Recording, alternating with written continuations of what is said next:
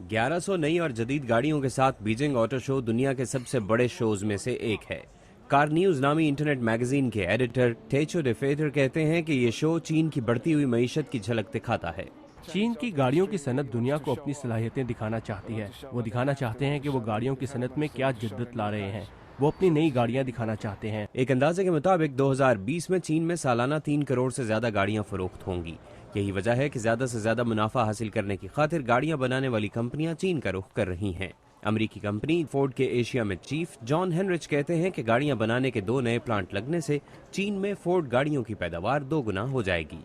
Company का मुनाफा बढ़ाने के लिए चीन बहुत अहम है। ये दुनिया की सबसे बड़ी मार्केट है और फोर्ड के लिए ये मौका भी है कि वो अपने कारोबार को मजीद वसी करे और 2015 तक सालाना 80 लाख गाड़ियां फरोख्त कर सके। चीन की हुकूमत ने हाल ही में ऐलान किया है कि वो 2020 तक मुल्क की सड़कों पर 50 लाख हाइब्रिड और इलेक्ट्रिक गाड़ियां लाना चाहती है, जिसके बाद चीन माहौल दोस्त गाड़ियां बनाने वाली कंपनियों के लिए एक बड़ी मार्केट बन गया है।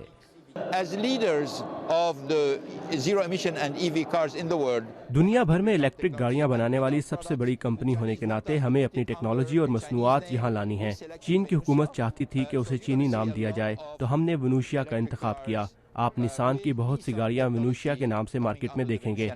यूरोप की सबसे बड़ी car company Volkswagen 40 crore dollar की लागत से चीन में एक नया पैदावारी प्लांट लगा रही है, जबकि मर्सिडीज बेंज के सीईओ डाइटर ज़ेच कहते हैं कि उनकी कंपनी चीन के खरीदारों को टारगेट करने के लिए अपने लाइनअप में इजाफा कर रही है।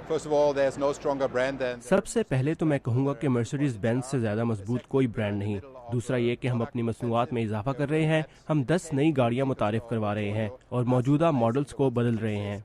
गुज़िश्ता साल के मुकाबले में कम सेल्स के बावजूद माहिरीन का कहना है कि चीन में लोगों की आमदनी बढ़ने के बायस बड़ी और लग्जरी गाड़ियों की फरोख्त दुगनी हुई है। मेलार सेगा के साथ मोहम्मद आतिफ, उर्दू VOA।